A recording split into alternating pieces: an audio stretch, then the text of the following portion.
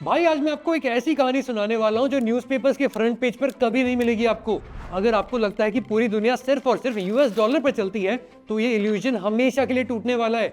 News channels आपको दिन रात एक ही एक घिसा पिटा हुआ नैरेटिव बताते हैं कि वेस्टर्न सैंक्शंस ने रशिया की इकोनॉमी को तबाह कर दिया है, पर असली गेम टीवी डिबेट्स पर नहीं बल्कि बैलेंस शीट्स और हिडन मनी ट्रेल्स पे छुपा होता है। ये उन डार्क फाइनेंशियल कॉरिडोर्स की बातें हैं जहां पर आम आदमी की एंट्री बैन होती है। आज मैं आपको एक ऐसी रेड पिल देने वाला हूं जिसके बाद आपको ग्लोबल फाइनेंस का नंगा सच 100% क्लियर हो जाएगा। हम उस इनविजिबल फाइनेंशियल पाइपलाइन को डिकोड करेंगे जिसमें हजारों करोड़ का रशियन पैसा फंसा हुआ है और घूम रहा है।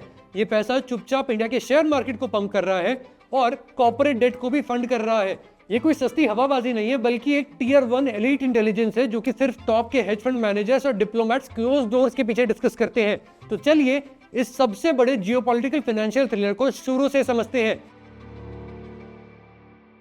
कहानी शुरू होती है फरवरी ऑफ 2022 में, जब अचानक से यूक्रेन कॉन्फ्लिक्ट इरप्ट हुआ था। उसके बाद अमेरिका और उसके यूरोपियन एलाइज ने रशिया के ऊपर फाइनेंशियल बॉम्बिंग कर दी थी जो इस कदर पे थी जो हिस्ट्री में कभी पहले देखी नहीं गई।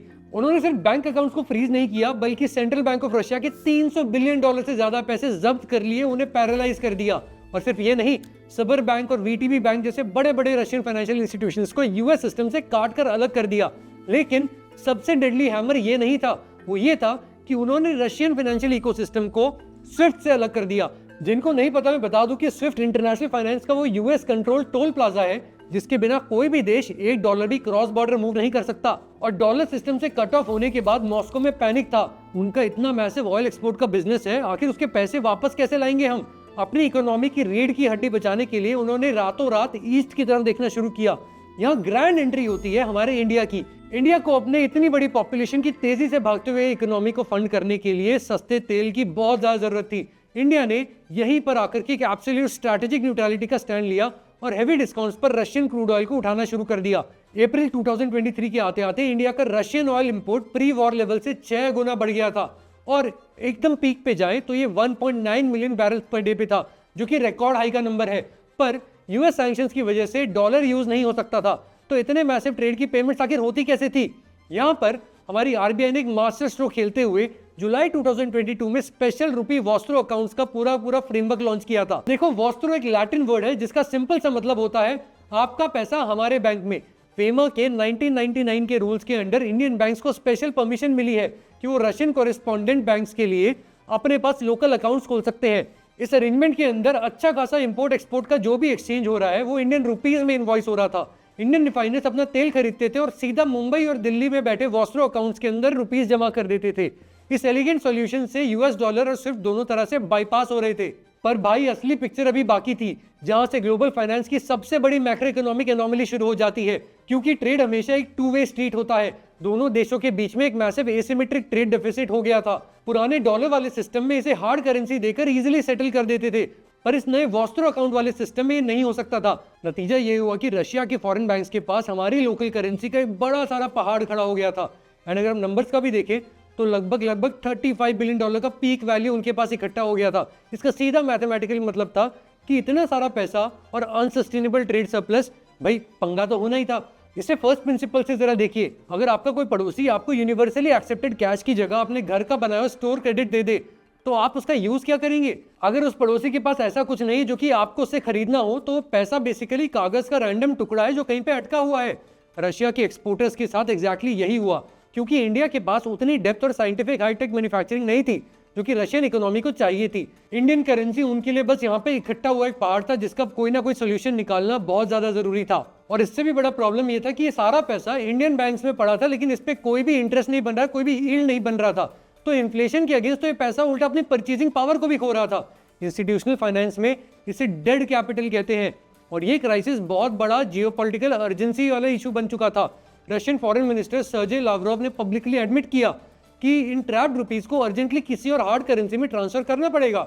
और उसी के साथ रुपीस को यूएई के दिरहम और चाइना के युआन में कन्वर्ट करने की कोशिश जरूर हुई, पर वेस्टर्न सैंक्शंस के कारण ये सब इजीली हो नहीं पा रहा था। अब मॉस्को के पास सिर्फ एक आखिरी रास्ता बच गया था। अगर ये कैपिटल लीगली इंडिया से बाहर ही नहीं जा सकता तो उसे हर हाल में इंडिया के अंदर ही काम पे लगाना पड़ेगा। और दूसरी तरफ आरबीआई के लिए भी पिक्चर बहुत क्लियर थी कि अगर ये हजारों हजार करोड़ का रुपया अगर एक बार में निकाल लिया गया तो बॉस रुपये की वैल्यू बहुत ज्यादा प्रेशर में आ जाएगी। और इसलिए आरबीआई ने कैलकुलेटेड डीरेगुलेशन शुरू किया, जिसका फेज 1 अगस्त ऑफ 2025 में सर्कुलर 8 और 9 के रूप में आया। उन्होंने इन वॉस्त्रो अकाउंट होल्डर्स को अपना फंसा हुआ पैसा लीगली इंडियन गवर्नमेंट सिक्योरिटीज में और ट्रेजरी बिल्स में इन्वेस्ट करने की परमिशन दे दी, और हमारे बैंक्स को इन वॉस्त्रो अकाउंट होल्डर्स के लिए स्पेशल सिक्योरिटीज अकाउंट्स खोलने का परमिशन मिल गया। और साथ ही एक आयरन क्लैड शर्त रखी गई कि इन्वेस्टमेंट का सारा सेल प्रोसीड्स, इंटरेस्ट और मैच्योरिटी अमाउंट वापस उसी वॉस्त्रो अकाउंट में जाएगा। मतलब पैसे को इन्वेस्ट करो, उससे पैसा बनाओ, लेकिन वापस इंडिया में ही रहना चाहिए। ये दोनों देशों के लिए मास्टर स्ट्रोक था, क्योंकि रशिया को अपने डेट कैपिटल को एक risk free sovereign guarantee return मिलने वाला था, और इंडिया को बिना अपने एक्सटर्नल डेट को बढ़ाए या फिर फॉरेन एक्सचेंज रिस्क को उठाए अपने मैसिव फिस्कल डेफिसिट को फंड करने का एक अच्छा तरीका मिल गया था। और इसलिए अक्टूबर 3, 2025 को आरबीआई ने इससे भी बड़ा एक मूव खेला, इशू किया उन्होंने सर्कुलर 13, और इसमें इन्होंने बोला कि ये जो फॉरेन मनी है इसको इंडिया के कॉर्पोरेट डेट्स में भी इन्वेस्ट किया जा सकता है। अब vostro account holders private Indian companies के नॉन कन्वर्टेबल डिबेंचर्स और कॉर्पोरेट बॉन्ड्स, कॉर्पोरेट पेपर्स में खुल के पैसा लगा सकते थे। इसी सर्कुलर में आरबीआई ने एक रेगुलेटरी लूपहोल क्रिएट किया, जिसने स्ट्रिक्ट वेस्टर्न सैंक्शंस की पूरी तरह से धज्जियां उड़ा दी। नॉर्मली फॉरेन एंटिटीज को सेबी के थ्रू एफपीआई यानी कि फॉरेन पोर्टफोलियो इन्वेस्टर का लंबा और ग्रोइंग लाइसेंस लेना पड़ता है, जिसमें बहुत ज्यादा केवाईसी के नॉर्म्स होते हैं और स्ट्रिक्ट ओनरशिप के चेक्स भी होते हैं। Sanction Russian companies western aligned compliances के कारण ये सब कभी पास ही नहीं कर सकते थे, इसलिए आरबीआई ने वॉस्त्रो अकाउंट्स के लिए ये सारे रिक्वायरमेंट्स को एक्सप्लिसिटली माफ कर दिया। इसका ब्रूटली सिंपल मतलब ये था कि रशियन इंस्टीट्यूशंस अब बिना किसी रोक टोक के, बिना किसी रेगुलेटरी फिल्टर के अपना अनलिमिटेड पैसा सीधा इंडिया के कॉर्पोरेट डेट और गवर्नमेंट डेट में इजीली इशू कर सकते थे, इजीली उसको इन्वेस्ट कर सकते थे। लेकिन असली वेल्थ, कैपिटल अप्रिसिएशन और सिस्टमिक लिक्विडिटी एब्जॉर्ब हमेशा इक्विटी मार्केट से ही होती है। लेकिन रशिया का सबर बैंक ये मानता था कि हमारे पास इतना ज्यादा पैसा है कि बॉस उसको हम सिर्फ और सिर्फ इंडिया के इक्विटी मार्केट्स में ही एब्जॉर्ब कर सकते हैं, और इसी के कारण काफी काम शुरू हुआ, जिसका रिजल्ट आने वाले दिनों में दिखा। और इस मास्टर प्लान से जन्म हुआ सबर बैंक के ambitious first India mutual fund का, जो जेएससी एसेट मैनेजमेंट के साथ लॉन्च किया गया। ये स्पेसिफिकली रशियन रिटेल इन्वेस्टर्स के लिए डिजाइन किया गया एक क्लोज एंडेड म्यूचुअल फंड है, जो पैसिवली निफ्टी 50 इंडेक्स को ट्रैक करता है। निफ्टी 50 का मतलब है इंडिया की टॉप 50 फंडामेंटली स्ट्रॉन्ग कंपनीज, जो 15 अलग अलग मैक्रो सेक्टर्स को रिप्रेजेंट करती हैं। सबर बैंक ने कॉन्फिडेंटली खुद अपनी तरफ से $100 मिलियन इसके अंदर इन्वेस्ट किया, ताकि रशिया के आम नागरिक सीधा इंडियन ग्रोथ स्टोरी के अंदर हिस्सा बन सके। लेकिन इस म्यूचुअल फंड की सबसे माइंड ब्लोइंग बात इसका सिंपल एसेट एलोकेशन नहीं है, बल्कि इसका शैडो कैपिटल फ्लो मैकेनिज्म है। ये एक बहुत ही कमाल का क्लोज लूप ट्रांसनेशनल ऑपरेशन है, जिसमें पैसा बिना किसी फिजिकल बॉर्डर को क्रॉस किए अपनी सोवरेन जगह बदल लेता है। स्टेप 1 में रशिया की रोसनेफ्ट जैसी ऑयल जायंट्स, रिलायंस या फिर नयारा एनर्जी जैसी इंडियन कंपनीज को अपना तेल बेचती है। स्टेप 2 में इंडिया के रिफाइनर्स जैसे रिलायंस या फिर इंडियन ऑयल, ये मुंबई वाले वॉस्त्रो अकाउंट्स में इंडियन रुपीज में सारी पेमेंट करते हैं। स्टेप 3 में रशिया के रिटेल इन्वेस्टर्स अपने रूबल वाली करेंसी को देकर के सबर बैंक के फर्स्ट इंडिया म्यूचुअल फंड में आराम से इन्वेस्टमेंट करते हैं। और फाइनल स्टेप 4 में सबर बैंक उन रूबल्स के थ्रू रोसनेफ्ट को उसके ऑयल का पैसा देता है, और इंडिया में जो वॉस्त्रो अकाउंट था उसमें जो रुपया है उसके थ्रू मार्केट में इन्वेस्ट कर देता है। इस पूरे के पूरे कॉम्प्लेक्स ट्रांजैक्शन के अंदर यूएस डॉलर और उसका स्विफ्ट वाला सिस्टम ये पूरी तरह से बिल्कुल बाईपास हो जाता है। अमेरिका का ट्रेजरी डिपार्टमेंट और उनके बड़े कमाल के जो इंटेलिजेंस नेटवर्क है, उनको पता भी नहीं चलता कि कितना पैसा कहाँ क्या मूव हो रहा है। और सबसे बड़ी बात, हमारे शेयर मार्केट में कौन शेयर खरीद रहा है नहीं खरीद रहा है, उसके ऊपर यूएस का कोई ज्यूरिसडिक्शन भी नहीं है। सबर बैंक ने अपने स्ट्रैप्ड कैश को एक बड़े ही कमाल के सैंक्शन प्रूफ फाइनेंशियल प्रोडक्ट में बदलकर बड़ा ही कमाल का काम यहाँ करके दिखाया है। और कहानी में एक बहुत ही बड़ा डार्क ट्विस्ट छुपा हुआ है, जिसे हम होटल कैलिफोर्निया के पैराडॉक्स भी कहते हैं। इसका मतलब ये है कि आप पैसा इन्वेस्ट जितना चाहे उतना कर लो, पर आप छोड़ के नहीं जा सकते हो। जरा ऐसे सोचो, आप अपने पैसे से शेयर खरीद सकते हो, उससे रिटर्न कमा सकते हो, बट जैसा मैंने आपको थोड़ी देर पहले बताया था, आरबीआई ने साफ साफ कहा है जो भी पैसा इससे कमाओगे वो वापस वॉस्त्रो अकाउंट में ही जाएगा। मतलब वापस रशिया कैसे जाएगा पैसा? तो बात ही आती है, आज नहीं तो कल वो दिन कभी ना कभी तो आएगा जब शायद ये सैंक्शंस खत्म हो जाए। और जब भी वो सैंक्शंस खत्म होंगे और इन पैसे को वापस रशिया लेके जाना होगा, तो वापस इंडियन रुपीस के ऊपर बहुत ज्यादा प्रेशर आ सकता है।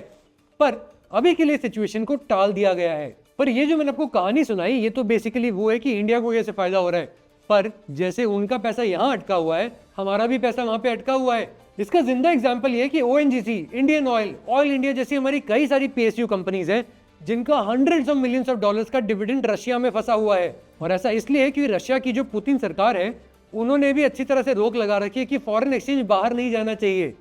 और यही एक और बात भी जरा हमें समझनी चाहिए, historically Indian rupee structural depreciation का शिकार रहा है।